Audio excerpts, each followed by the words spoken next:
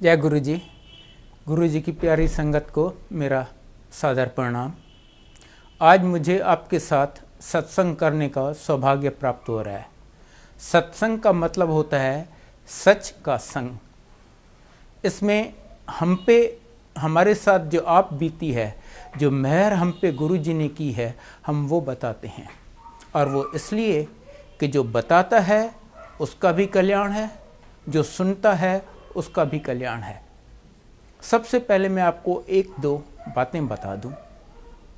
इस दरबार में, गुरु जी के दरबार में, कोई भी तभी आ सकता है जब गुरु जी उसे बुलाएं हैं, और उनके बुलाने के अनगिनत तरीके हैं।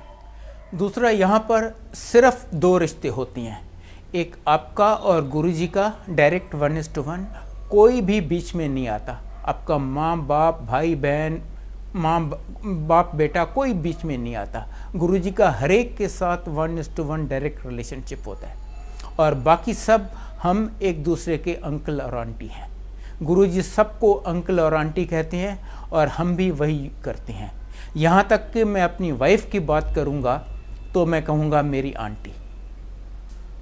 आज से लगभग 16 साल पहले 1997 में मेरा बड़ा बेटा 24 साल का था।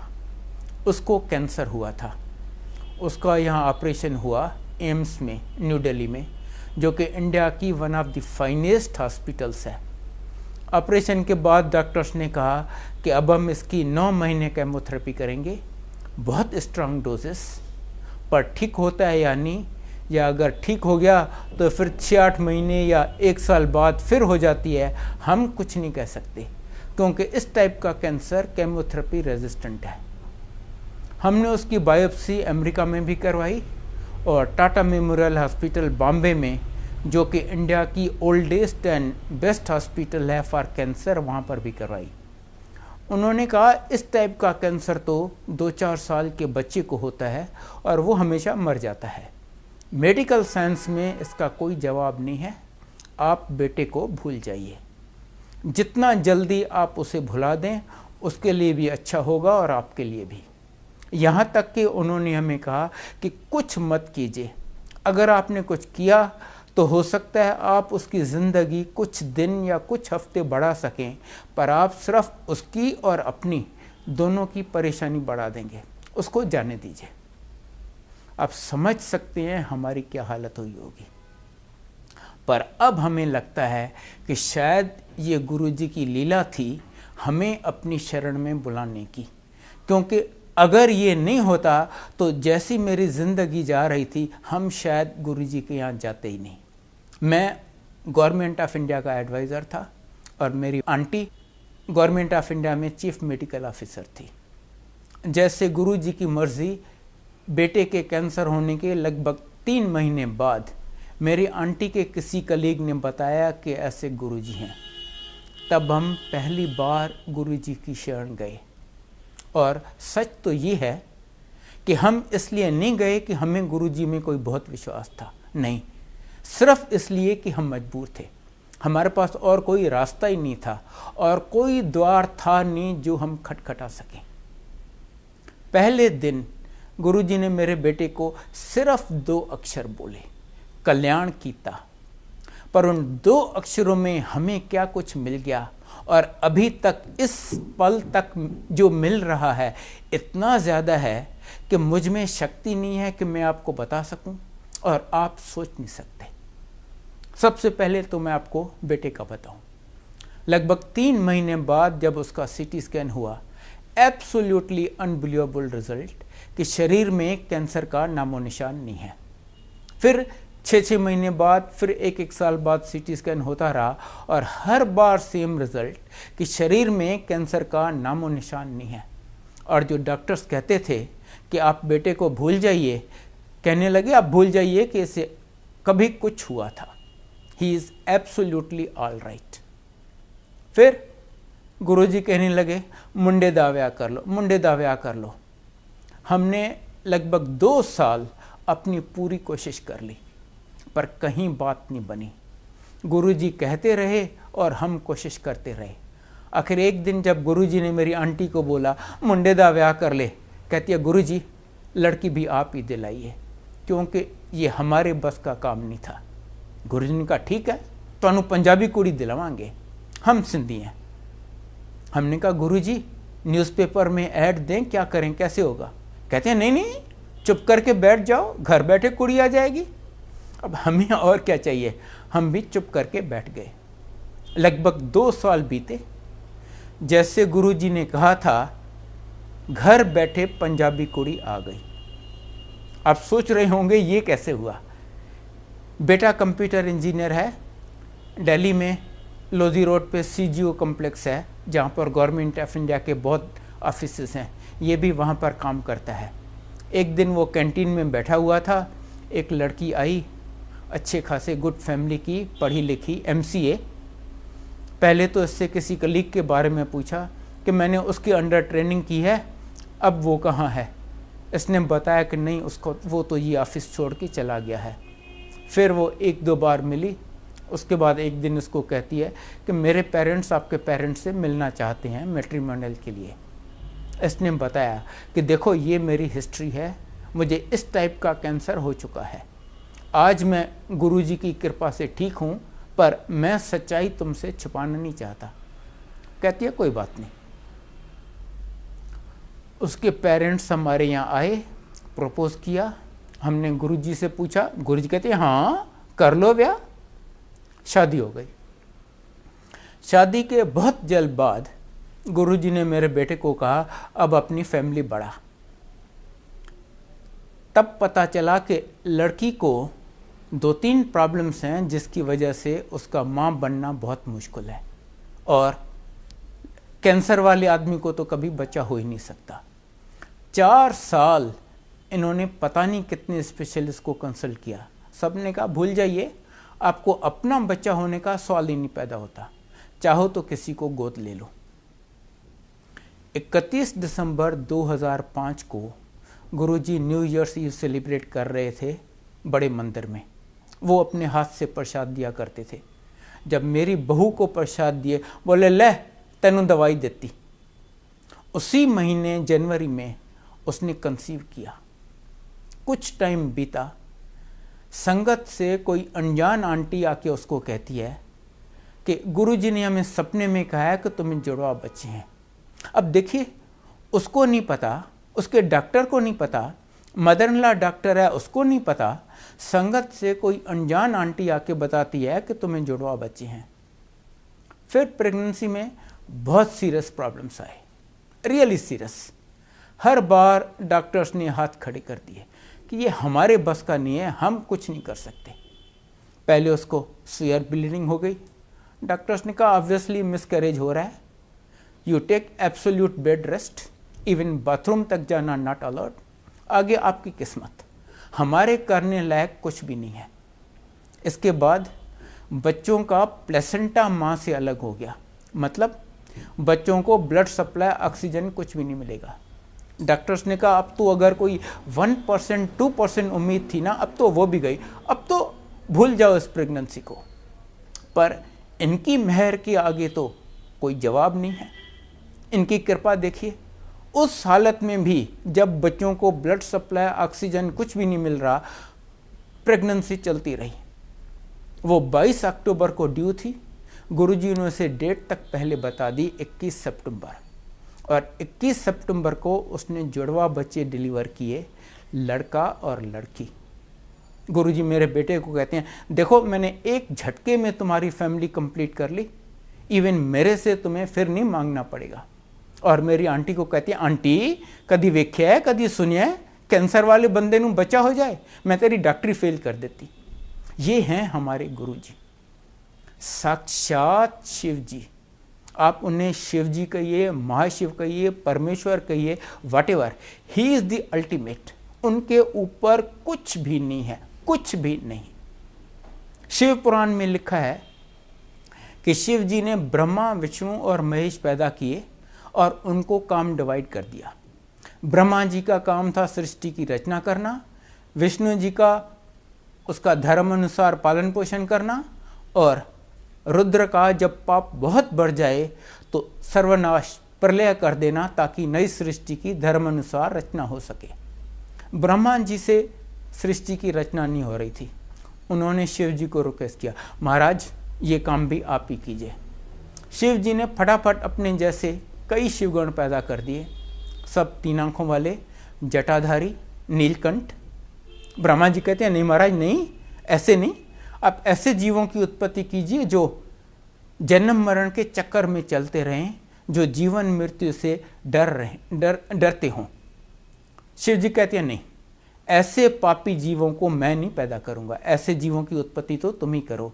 मैं कभी कभी गुरु बन के पृथ्वी पर उनका कल्याण करने के लिए आऊँगा, और इस बार वो हमारे गुरु जी के रूप में हमारा कल्याण करने के लिए आए थे।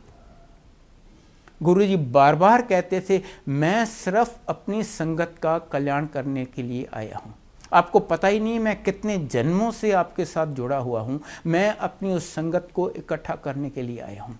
इसीलिए यहाँ पर कोई नया पुराना नहीं है, कोई छोटा बड़ा अमीर गरीब कोई भेदभाव नहीं है। अगर है तो एक छोटा सा भेद है। गुरु जी कहते हैं जो बड़े लोग हैं, जो अमीर हैं, वो मेरे पास आते हैं, जो छोटे लोग हैं उनके पास मैं जाता हूँ। और गुरु जी सबको इतना ब्लेस करते हैं, without any distinction, without any भेदभाव। जैसे आप सूरज के सामने जाएं, सूरज सबको रोशनी देता है विदाउट एनी डिस्टिंक्शन। गुरु जी भी कहते हैं मेरी शरण में जो बड़े से बड़ा पापी आ गया, मैं उसे भी ब्लेस करूंगा। I am duty bound to bless him. Guru ji कहते हैं आपके 90% कर्म मैं माफ कर देता हूं, और वो सिर्फ एक शिव जी ही कर सकते हैं, और बाकी 10% भी कहते हैं मैं आपको भुगतवाऊंगा, आपसे वो भी नहीं भुगते जाएंगे। और वो मैं आपसे इसलिए भुगतवाऊंगा ताकि आपका सब जन्मों के लिए अकाउंट क्लियर हो जाए, ना आप इस जन्म में सफ़र करेंगे ना और किसी जन्म में। उनके गुण तो इतने हैं कि मैं क्या, अगर माँ सरस्वती अब से लेके इटर्निटी तक डिस्क्राइब करे तो भी नहीं डिस्क्राइब कर सकती, पर मैं आपको उनके बारे में कुछ बताता हूँ। गुरु जी अपने पूरे जीवन में कभी 1 सेकंड भी नहीं सोए, 1 सेकंड नहीं सोए। कहते थे रब किस तरह सो सकता है, रब सो जाए तो प्रलय ना आ जाए, सृष्टि कौन चलाएगा। संगत से उन्हें बहुत प्यार है, बस जब संगत है वो संगत के साथ बैठे हैं, और हर एक की तकलीफ मुसीबत परेशानी, किसी का डायबिटीज़, किसी का आर्थराइटिस, किसी का हार्ट ब्लॉकेज अपने ऊपर ले लेते हैं। जब संगत डिस्पर्स हुई तब तप में लगे रहते हैं, और तब से धीरे धीरे उसको वो ख़त्म करते हैं। वो अजन्मा है, अकाल है, अजूनी है, ना कभी उनका जन्म हुआ है, ना कोई मध्य है, ना कभी अंत होगा। गुरुजी अपने पूरे जीवन में कभी 1 सेकंड भी नहीं सोए, बस संगत के साथ और उनका कल्याण करने में लगे रहे हैं। गुरुजी जब चलते थे उनके पाँव ज़मीन पे नहीं होते थे, वो ज़मीन से ऊपर चलते थे। हम उनके साथ चल रहे हैं, हमारे जूतों को इतनी मिट्टी लगी हुई है, या बारिश है तो कीचड़ लगा हुआ है। गुरुजी के जूते आप देखेंगे नीचे ऊपर से चमक रहे हैं, क्योंकि वो ज़मीन को टच ही नहीं करते, उसके ऊपर चलते हैं। एक बार बड़े मंदिर के गेट पे फ्रेश कंक्रीटिंग हुई थी, तो सेवादारों ने दोनों साइड पे 2-2 ईंटें रख के उसके ऊपर एक फटा रखा था कि लोग उससे जाएं, नहीं तो कंक्रीट पे सबके निशान पड़ जाएंगे। गुरुजी आए वहाँ पर, गुरुजी तो कंक्रीट के ऊपर चले गए। किसी ने देखा, उसने सोचा शायद कंक्रीट सूख गई है, उसने हल्का सा एक उंगली से कंक्रीट को टच किया तो उसके फिंगरप्रिंट्स के निशान कंक्रीट में आ गए, पर गुरुजी चल के गए, कहीं उनका निशान नहीं आया। जो बहुत सिंपल वर्ड्स में कहते हैं कि God is omniscient, omnipresent and omnipotent, हमने वो तीनों गुण गुरुजी में अनेक बार देखे हैं, and in unlimited mayor, unlimited mayor में। मैं आपको कुछ इंस्टेंसेस सुनाता हूँ। पहले ओमनीसेंट का सुनाता हूँ। वो हरेक के मन की हर बात जानते हैं। एक बार उनके यहाँ 3 दोस्त आए एम्पायर स्टेट में, जहाँ गुरुजी संगत करते थे। जब वहाँ से वो निकले, उन्होंने सोचा चलो सीरियस काम बहुत हो गया है, अब थोड़ा एंजॉय करते हैं। वो गए रेस्टोरेंट में, जाके उन्होंने शराब और कबाब ऑर्डर किए। आपने देखा होगा कई लोग यहाँ पर गुरुजी की फ़ोटो लगाते हैं, उन्होंने भी बाय चांस तीनों ने लगाई हुई थी, तो जिसकी तरफ देखें सामने गुरुजी की फ़ोटो देख रही हैं। उन्होंने कहा नहीं नहीं ये अच्छा नहीं लगता।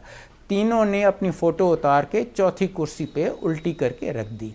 उसके बाद फ्री होके शराब और कबाब एंजॉय किए। अगले दिन वो गुरुजी के यहाँ गए, जैसे ही अंदर घुसे गुरुजी कहते हैं क्यों अंकल कल खूब एंजॉय की थे शराब ते कबाब? हाँ जी गुरुजी। ते की कीता? गुरु ਨੂੰ ऊंधा करके कुर्सी ते रख देता कि हुण गुरु वेख नहीं सकता। और कमलो मैं तुहानू कदी मना कीता है इहो जिहे कमां तो? वो मैं उनसे क्या छुपाऊंगा, वो हमारा हर बात हर मोमेंट जानते हैं। द मोमेंट आप उनके सामने जाएं, आपके अगले पिछले सब जन्मों का सीटी स्कैन हो जाता है। He knows everything about you and he is present everywhere. आप उन्हें याद करके तो देखिए, जहां आप उन्हें सच्चे दिल से याद करेंगे उन्हें अपने बगल में पाएंगे। एक बार दिल्ली में उनका कोई भगत बहुत बीमार था। नेचुरली वो गुरुजी को बहुत याद कर रहा था। अचानक दरवाजे पे नॉक हुई, इन्होंने दरवाज़ा खोला, देखा सामने गुरुजी।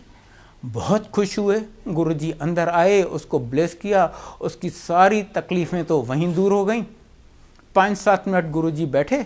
जाते वक्त गुरुजी कहते हैं देखो मुझे छोड़ने कोई नहीं आएगा, मैं खुद चला जाऊंगा और मेरे जाने के 10 मिनट बाद तक कोई ये दरवाज़ा नहीं खोलेगा। उन्होंने वैसा ही किया। 10 मिनट बाद जब उन्होंने दरवाज़ा खोला, उन्होंने सोचा अरे गुरुजी तो आजकल जलंधर में हैं, वो दिल्ली आए हुए हैं, पता तो लगाएं गुरुजी कहाँ रुके हैं, कल फिर जाके उनकी ब्लेसिंग्स ले लेंगे। उन्होंने जलंधर के मंदिर में फ़ोन किया जहाँ गुरुजी बैठते थे। किसी सेवादार ने फ़ोन उठाया, इन्होंने पूछा अंकल वो गुरुजी दिल्ली में किसके यहाँ रुके हैं? तो वो कहते गुरुजी दिल्ली में? गुरुजी तो यहाँ मेरे सामने बैठे हुए हैं। वो हर जगह हैं, हर जगह हैं, सिर्फ अपने भगत को ब्लेस करने के लिए जब जहां वो प्रकट हो जाते हैं। उनसे कोई बात छुपी नहीं है, त्रिकालदर्शी हैं। एक बार उनके यहाँ कोई गया, कहता गुरुजी आज मैं पहली बार आपके दर्शन कर रहा हूँ। गुरुजी कहते हैं नहीं, हम 20 साल पहले मिल चुके हैं। उसने जिद किया नहीं गुरुजी मैं आज पहली बार आपके दर्शन कर रहा हूँ। गुरुजी कहते हैं याद कर, आज से 20 साल पहले वो जो देहरादून के पास वो फलां जंगल है ना, वहाँ पर कोई महापुरुष बैठा तप कर रहा था, आप वहाँ पर गए, आप 5 फूल लेके गए, वो वहाँ पर रखे, कुछ देर वहाँ बैठे और 2 फल उठाए और एज प्रसाद उनको लेके तुम चल दिए और 3 फल वहीं छोड़ के गए। वो मैं ही तो था जिसके सामने तुम बैठे थे। अब ऐसा इंसिडेंट किसी की ज़िंदगी में रोज़ नहीं आता। उसको इमीडिएटली याद आ गया। कहते पर गुरुजी आप तो उस समय तप में लीन थे, आपने तो मुझे आंखें खोली ही नहीं, आपने तो मुझे देखा ही नहीं। गुरुजी कहते हाँ पर मेरी तीसरी आंख तो खुली थी। आपको पता है शिव जी की 3 आंखें हैं, वो अपनी तीसरी आंख से हमें देख लेते हैं। करने को वो कुछ भी कर लेते हैं। मैंने आपको अपने बेटे का बताया कि कैसे एब्सोल्युटली इम्पॉसिबल केसेस में उसको बच्चे दे दिए। मैं आपको एक और इंस्टेंस बताता हूँ। एक लड़की थी, उसको कोई मेडिकल प्रॉब्लम थी, उसको बच्चा नहीं हो सकता था। नेचुरली उसके पेरेंट्स ने डिसाइड किया कि इसकी शादी कैसे करवाएंगे। एक दिन गुरुजी उनको कहते हैं ओ कुड़ी दा ब्याह कर लो। उन्होंने सोचा गुरुजी को क्या पता हम क्यों नहीं शादी करवा रहे, सुना अनसुना कर दिया। गुरुजी ने फिर कहा, आखिर इन्होंने गुरुजी को बताया गुरुजी इसको बच्चा नहीं हो सकता इसीलिए शादी नहीं कर रहे। गुरुजी ने कहा शादी ब्याह तो करवा लो, बच्चा भी दे देंगे पर एक को ही देंगे। वो बड़े खुश हुए, उन्होंने उसकी शादी करवा दी। इन ड्यू कोर्स वो प्रेग्नेंट भी हो गई। उसको पता था एक ही बच्चा होना है, बहुत एंक्शस थी जानने के लिए कि लड़का है या लड़की है। उसने अल्ट्रासाउंड करवाया, पता चला लड़की है। आप जानते हैं हमारी सोसाइटी, वो ज़रा डिसअपॉइंट सी हो गई कि काश ये लड़का होता, पर गुरुजी को कुछ कहने की हिम्मत नहीं पड़ी। गुरुजी तो जानी जान है। जब वो ऑलमोस्ट ड्यू थी, एक दिन गुरुजी उससे पूछते हैं, और हुणते तू खुश है ना? क्या जवाब दे वो? जिसको बच्चा ही नहीं हो सकता, बच्चा हो रहा है, वो ना कैसे बोले? और उसे लड़का चाहिए, लड़की हो रही है, वो हाँ कहना नहीं चाहती थी। उसने बहुत हल्के से बोला, हाँ जी गुरुजी। गुरुजी कहते हैं, क्यों तू खुश नहीं है? कहती है, गुरुजी अगर एक ही बच्चा होना था तो काश वो लड़का होता। गुरुजी कहते हैं, तां की हो गया, उन्हें मुंडा कर देंगे, पर हुण अल्ट्रासाउंड ना करवाएं। और आप विश्वास करेंगे, 3 दिन बाद उसने लड़का डिलीवर किया। ये हैं हमारे Guruji. Absolutely anything he can do. Without his permission Yamraj cannot touch you. पता नहीं कितने मुर्दों को उन्होंने जिंदा किया है। वैसे एक उनमें से मैं भी हूं। आज से 9 साल पहले मैं एम्स के ICU में डेड डिक्लेयर हो चुका था। माई हार्ट हैड स्टॉप्ड, मेरी पल्स एब्सेंट थी। सिर्फ इनकी कृपा है कि आज मैं आपके सामने खड़ा हूं, मैं बोल रहा हूं। मैं आपको एक और इंस्टेंस सुनाता हूं। एक बार एम्पायर स्टेट में संगत चल रही थी। एक अंकल और आंटी थे, उनको अर्थराइटिस की प्रॉब्लम थी, वो ऐसे नीचे नहीं बैठ सकते थे। वो एंट्रेंस के पास सीढ़ियों में बैठे हुए थे। ऊपर से कंक्रीट का एक भारी गमला अंकल के ऊपर गिरा और अंकल को काफ़ी चोट आई। संगत चल रही थी, गुरुजी बैठे हुए थे अपने सिंहासन पे, पर वो ऐसे बैठे रहे as if nothing has happened. संगत परेशान हो गई। एक तो वो गमला इतना भारी था और इतनी अच्छी तरह रखा हुआ था, गिर नहीं सकता था। दूसरा, गुरुजी बैठे हैं वहां पर अपने भगत के लिए कुछ भी नहीं कर रहे। This nobody ever expected. आखिर संगत से किसी ने एम्बुलेंस बुलाई और उसको हॉस्पिटल भेज दिए। हॉस्पिटल में उन्होंने अश्योर क्या, कहते हैं नहीं जी कोई घबराने वाली बात नहीं है, सुपरफिशियल इंजरीज हैं। फर्स्ट एड के बाद उसको डिस्चार्ज कर दिए। अगले दिन वो अंकल और आंटी फिर एम्पायर स्टेट में आए। गुरुजी उस आंटी को बुलाते हैं, आंटी इधर आ, तू खड़ी होके इन्होंने दस तू कल की व्याख्या सी। तो वो आंटी खड़ी होके सुनाती है, कहती है कल मैं वहाँ पर सीढ़ियों में अपने अंकल के साथ बैठी थी, वहाँ यमराज आया, वो मेरे हस्बैंड को ले जाने लगा। गुरुजी उधर बैठे हुए थे, उनके शरीर से एक और गुरुजी निकले और वो चल के यहाँ पर आए और यमराज को बोले नहीं ये मेरा भगत है, आज तू इसको हाथ नहीं लगाएगा। यमराज ने बहुत बहस की कि गुरुजी आपको पता है इसका टाइम ख़त्म हो चुका है, आज मुझे इसे ले जाने दीजिए। गुरुजी ने कहा नहीं, ये मेरा भगत है, आज मैं तुम्हें इसे किसी हालत में ले जाने नहीं दूंगा। जब बहुत बहस के बाद यमराज ने देखा कि गुरुजी जिद पर हैं, उसकी बात नहीं मान रहे, वो निराश होकर जाने लगा और जाते जाते फ्रस्ट्रेशन में उसने गमले को हाथ मारा और गमला आके मेरे हस्बैंड के ऊपर गिरा। ये हैं हमारे गुरुजी। बड़ी से बड़ी बीमारी और कुछ नहीं है तेनू वहम ना की तकर, ये कह के ठीक कर दिया। बड़ी से बड़ी मैं आपको अपनी मदर का सुनाता हूँ। मेरी माँ लगभग 80 साल की थी। उनको 20-25 साल से इंसुलिन के इंजेक्शन लगते थे और आपको शायद पता हो इंसुलिन का इंजेक्शन एक बार लगना शुरू हो मरने दम तक कभी बंद नहीं होता। उनको अर्थराइटिस की प्रॉब्लम थी, वो चौकी मार के नीचे नहीं बैठ सकती थी। हार्ट की प्रॉब्लम थी, लिवर की, डाइजेशन की, आप जो बोलें। वो तो गुरुजी के यहाँ आती भी नहीं थी। एक दिन हमारे बहुत जिद करने पे वो आ गई। गुरुजी ने कहा बैठ जा, वो चुप करके नीचे बैठ गई। 1.5-2 घंटे के बाद जब उठी, कहती अरे मैं आज नीचे कैसे बैठ गई, मैं तो चौकी मार के बैठ ही नहीं सकती। और बस उस दिन के बाद उसने चौकी मार के बैठना शुरू कर दिया। अर्थराइटिस खत्म। फिर गुरुजी ने उसको बर्फी प्रसाद दिया। कहती हाय मुझे तो रोज़ इंसुलिन के इंजेक्शन लगती हैं, ये मैं इतना मीठा कैसे खाऊंगी। प्रसाद है, चलो ज़रा सा खा लिया, बाकी रख लिया कि घर चल के बच्चों को दे देंगे।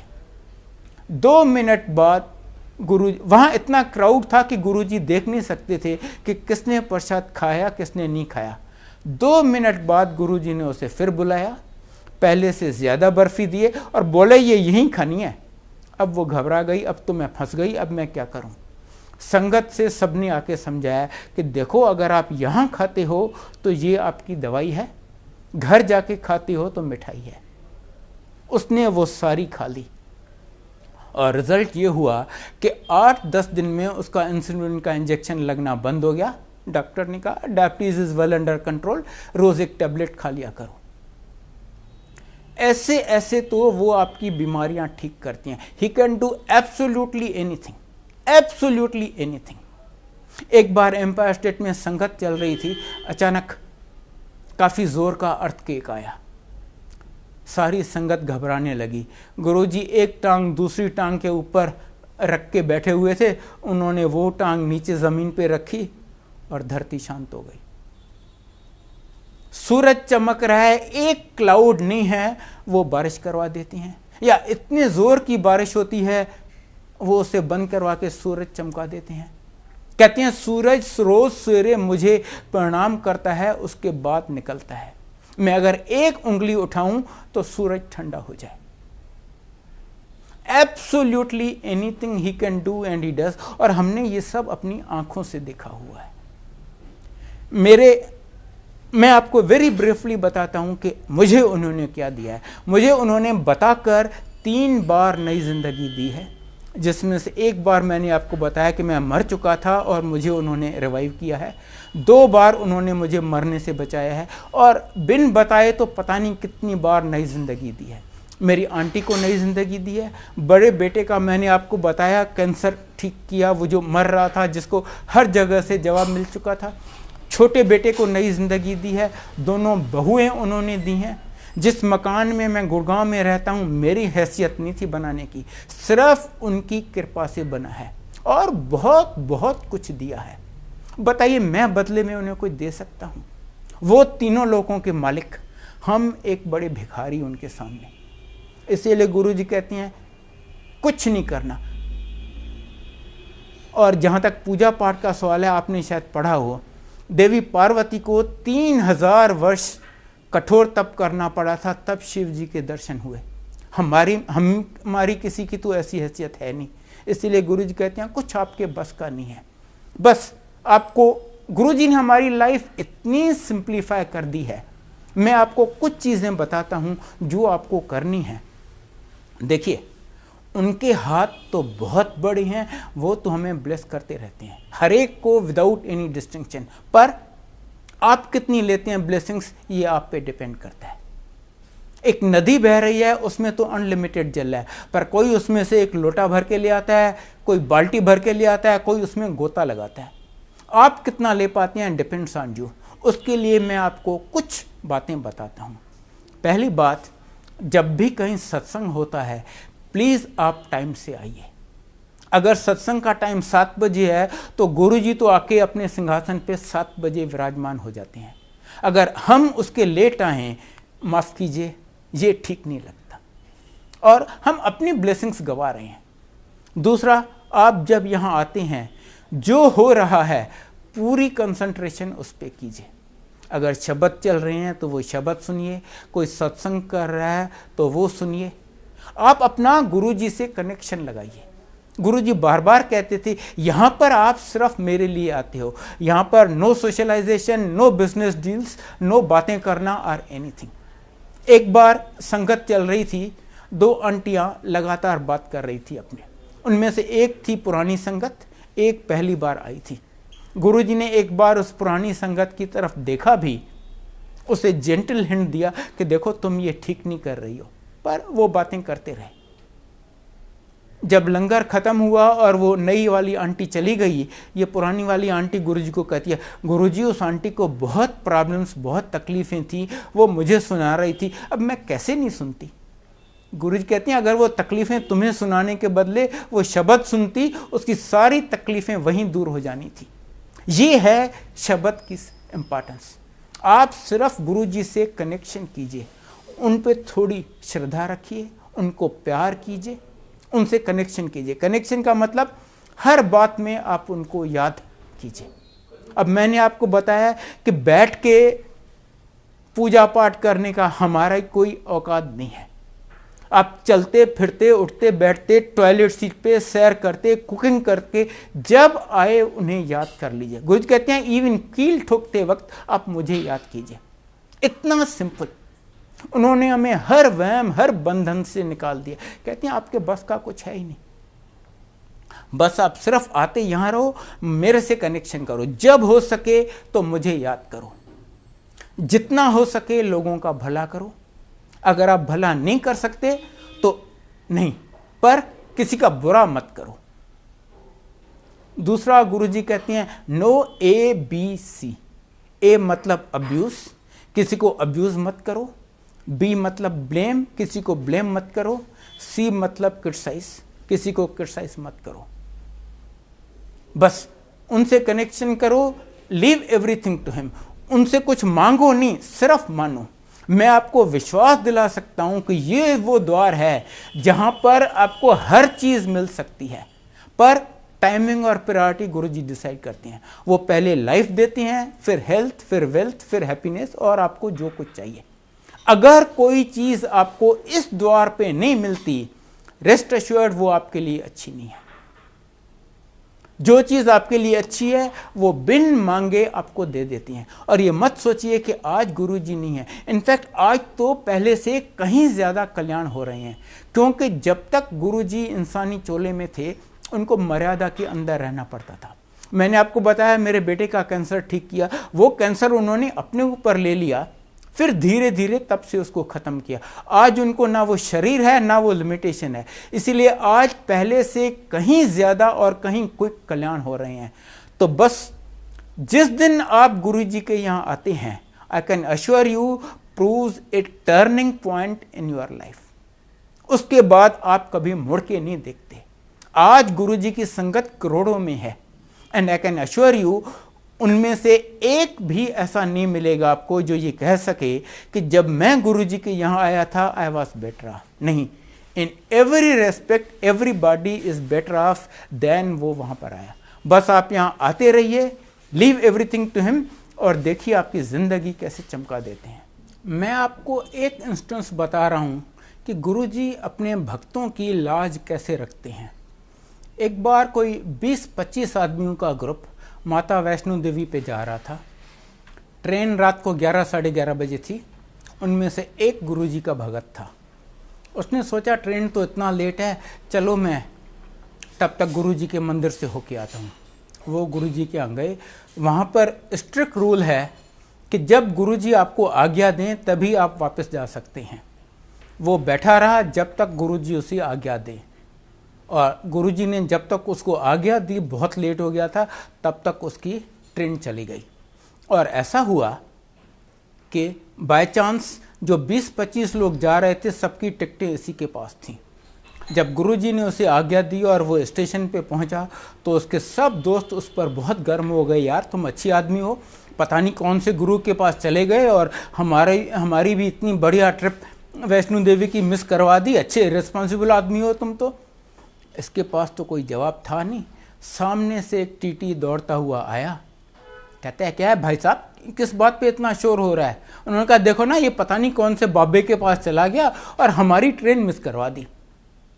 तो टीटी कहता है क्या बात है, वो एक नई ट्रेन शुरू हुई है ना, श्रद्धा एक्सप्रेस, वो वहाँ खड़ी है सामने प्लेटफॉर्म पे, आप उसमें चले जाइए ना। वो अभी रिसेंटली शुरू हुई है, कई लोगों को उसका पता भी नहीं है, आपको उसमें जगह मिल जाएगी। ये गए उस प्लेटफॉर्म पे, देखा ट्रेन खड़ी है जिसमें एक भी पैसेंजर नहीं है। कैन यू इमेजिन, इंडिया में ट्रेन जिसमें एक भी पैसेंजर नहीं हो। ये सब एक डिब्बे में बैठे और जैसे ही बैठे ट्रेन चलना शुरू हो गई, इनको जम्मू ले गई। वहाँ से ये गए माता पे, दर्शन किए बहुत अच्छे। जब वापस आए इन्होंने सोचा यार ये ट्रेन तो बहुत अच्छी है, जाते वक्त हमें इतना लेट चली फिर भी हमारी शेड्यूल ट्रेन से भी पहले पहुंचा दिया, चलो हम इस ट्रेन से चलते हैं। गए बुकिंग विंडो पे कि जी हमारा ये टिकट चेंज कर दीजिए, हम श्रद्धा एक्सप्रेस से वापस जाना चाहते हैं। वो बुकिंग विंडो क्लर्क कहता है कौन सी श्रद्धा एक्सप्रेस, ऐसी तो कोई ट्रेन है ही नहीं। कहते हैं यार कमाल करते हो, 2 दिन पहले तो हम इस ट्रेन से आए हैं। कहते हैं जनाब अगर ऐसी कोई ट्रेन होती तो सबसे पहले मुझे ही पता होता, ऐसी कोई ट्रेन नहीं है। उसके बाद ये अपनी नॉर्मल ट्रेन से वापस आए। अगली बार जब ये गुरुजी के यहाँ गया, गुरुजी इसको कहते हैं क्यों अंकल कैसी रही जम्मू की ट्रिप? फिर गुरुजी कहते हैं जब अपने भगत पे बन आती है ना तो गुरुजी को कुछ करके दिखाना पड़ता है। वो श्रद्धा एक्सप्रेस उन दिनों थी ही नहीं कोई, उससे कोई 5-7 साल बाद अब शुरू हुई है, 2 साल हुए हैं ये ट्रेन शुरू हुई है, श्रद्धा एक्सप्रेस। ये हैं हमारे गुरुजी, और इस हद तक वो जाते हैं हमारी लाज रखने के लिए। मैं आपको फाइनली एक इंस्टेंस बताता हूँ, रादर 1.5 इंस्टेंस बताता हूँ।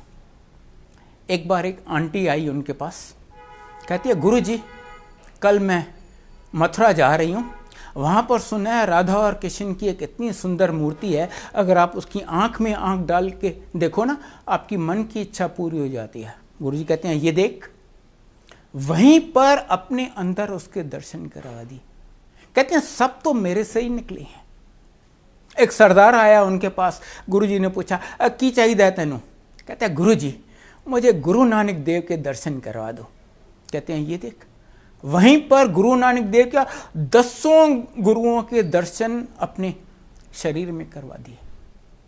एक बार वो एम्पायर स्टेट में बैठे थे, संगत का दिन नहीं था, उनके पास 3 सरदार आए, तीनों बहुत 7 फीट से ज़्यादा लंबे आए, सीधा गुरुजी के कमरे में चले गए। वहाँ गुरुजी ऊपर बैठे हुए थे, ये नीचे बैठ गए। गुरुजी कहते हैं हाँ जी आपकी क्या सेवा की जाए? कहते हैं नहीं महाराज, सेवा तो हम करने आए हैं। वो गए किचन में, जाके कन्हा साहब का प्रसाद बना के ले आए, गुरुजी को ऑफ़र किया, गुरुजी ने भोग लगाया, उसके बाद उन तीनों को दिया एज प्रसाद। उन्होंने वो प्रसाद लिया, कुछ देर बातचीत होती रही और फिर तीनों उठे और चल दिए। संगत का दिन नहीं था, बाहर सिर्फ एक सेवादार बैठा हुआ था, वो बड़ा क्यूरस था। कहते यार ऐसी पर्सनैलिटी तो मैंने कभी देखी नहीं, देखूं तो सही ये कौन है, कहाँ से आए हैं, क्यों आए हैं। वो उनके पीछे पीछे गया, मेंटेनिंग थोड़ा सा रेस्पेक्टेबल डिस्टेंस। जहाँ ज़रा सी टर्निंग आई, तीनों गायब हो गए। ये दौड़ता हुआ एम्पायर स्टेट कॉम्प्लेक्स के गेट पे पहुंचा और वॉचमैन से जाके पूछा, अरे भाई वो तीनों सरदार कहाँ गए, वो जो इतने लंबे आए थे? वो कहते हैं कौन से सरदार? और मैं यहाँ 2.5 घंटे से ड्यूटी पे हूँ, ऐसा कोई सरदार ना यहाँ से अंदर गया है ना कोई बाहर आया है। ये और कुछ तो कर नहीं सकता था, वापस आ गया। गुरुजी तो जानी जान है, उनको तो पता है ये कहाँ गया है, क्यों गया है। जैसे ही ये अंदर घुसा, गुरुजी कहते हैं क्यों वो सरदार लब्बे नहीं? और ब्रह्मा विष्णु महेश सी, इमेजिन ब्रह्मा विष्णु महेश जिनके दर्शन करने आते हैं, वो क्या चीज़ है। हम सब बहुत भाग्यशाली हैं कि उन्होंने हमें अपनी शरण में बुलाया है। ये सिर्फ उनकी कृपा है, उनकी मेहर है। बस मेरी आपसे यही विनती है कि आप यहाँ आते रहिए और उनकी ब्लेसिंग्स लेते रहिए। गुरुजी कहते हैं जब आप यहाँ आते हो, आप अपनी अकल और रफल होती है ईगो, इनको बाहर जूतों के साथ छोड़ के आओ, क्योंकि यहाँ जो होता है वो आदमी की सोच या मेडिकल साइंस से परे है। गुरुजी स्टार्स जहाँ मेडिकल साइंस या आदमी की सोच खत्म होती है। बस आप यहाँ आते रहिए, सब उन पे छोड़ दीजिए और देखिए आपकी ज़िंदगी कैसे चमक जाती है। जय गुरुजी।